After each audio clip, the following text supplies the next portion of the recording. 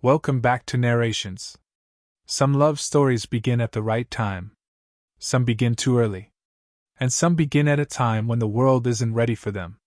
Tonight's story is about a woman who thought that part of her life was over, until something unexpected brought it back. This is the idea of you. It's about love. About timing. And about choosing between what feels right, and what the world expects. Solène Marchand's life is calm. Not boring. Not empty. But settled. She owns a small art gallery in Los Angeles, a space that reflects her personality, thoughtful, curated, quietly expressive. The gallery is not just her work, it is her identity, something she built after her life took a different turn than she once imagined. She is divorced. Not bitterly. Not dramatically. But with the kind of quiet understanding that some relationships simply don't last. At the center of her world now is her daughter, Izzy. Teenage. Energetic. Full of opinions and excitement. Their relationship is close, built on honesty and mutual respect. Solène has tried to raise Izzy in a way that allows her freedom while still being present as a guide.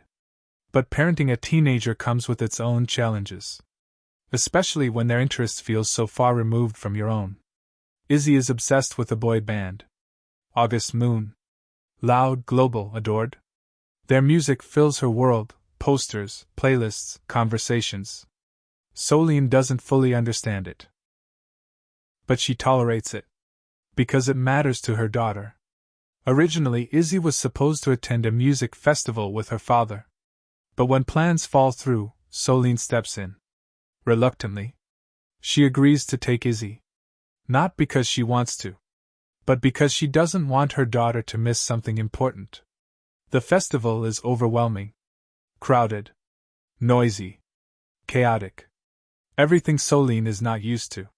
She feels out of place almost immediately. Surrounded by energy that doesn't belong to her world. But she stays.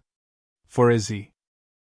At some point during the event, a simple mistake changes everything.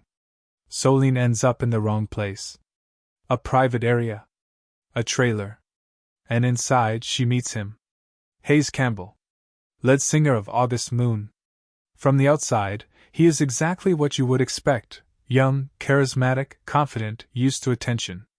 But in that moment, he is something else. Curious. Grounded. Unexpectedly normal. Their conversation begins casually. Polite. Almost awkward. But there is something about it that feels different. Not forced. Not performative. Real. Hayes is intrigued.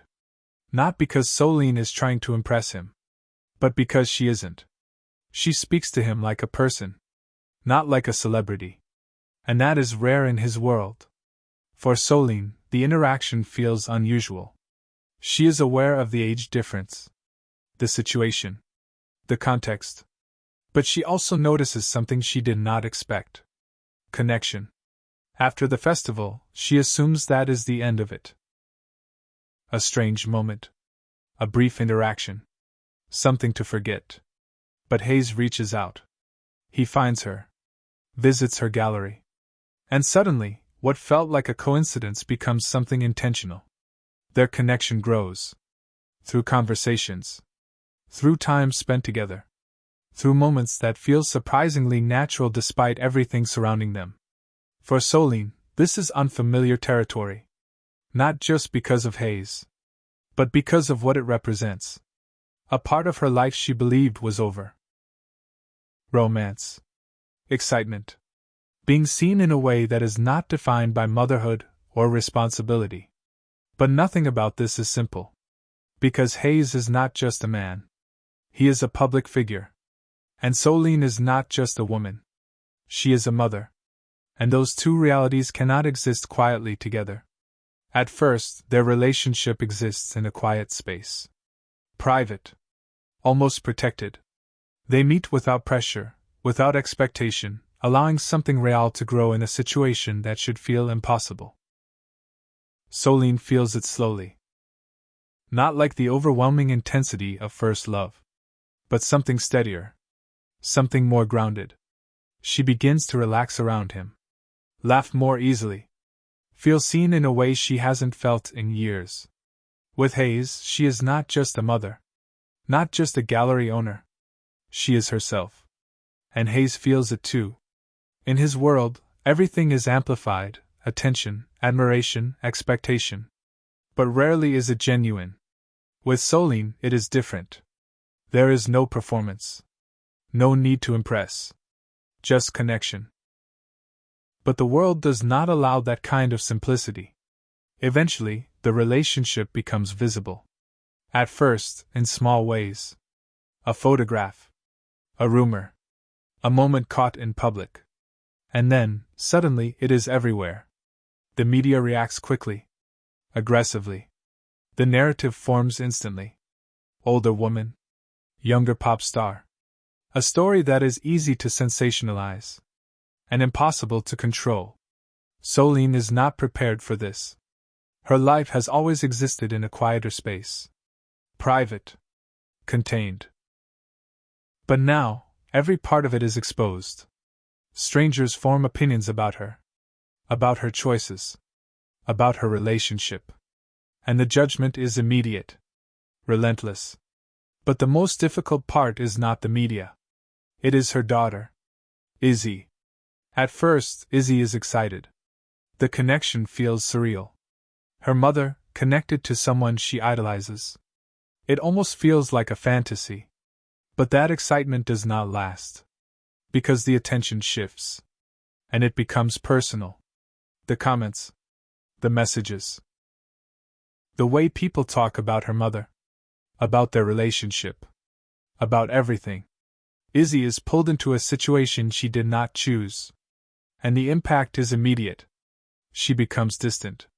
Withdrawn. Conflicted. Because she loves her mother.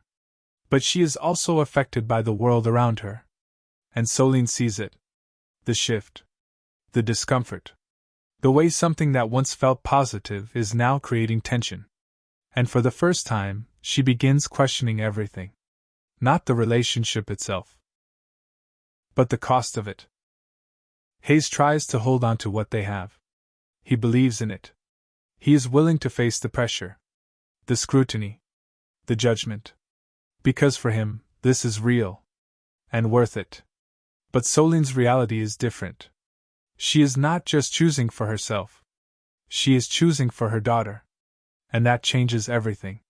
The turning point comes quietly. Not through a dramatic argument. But through realization. She sees what this is doing to Izzy. The way it is affecting her sense of normalcy. Her safety. Her emotional space. And she understands something painful. Love is not always enough. Sometimes timing matters. Context matters. The world around you matters.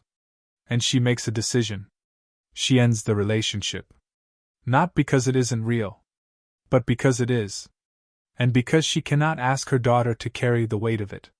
The breakup is not angry. Not bitter. But deeply emotional. They both understand. Even if they don't want to accept it. Hayes does not try to convince her otherwise. Because he sees it too. The impact. The cost. And the love remains. Even as the relationship ends. Time passes.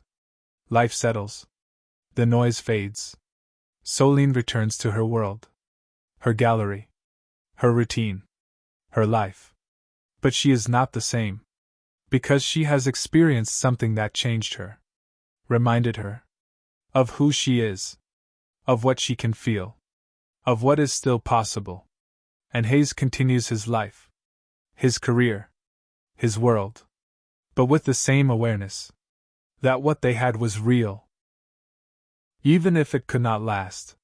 Years later their paths cross again. Not in the same intensity. Not in the same moment. But with recognition. With understanding. With the quiet acceptance that some love stories are not meant to fit into the world easily. But that does not make them any less meaningful. The idea of you is not about a perfect love story. It is about timing.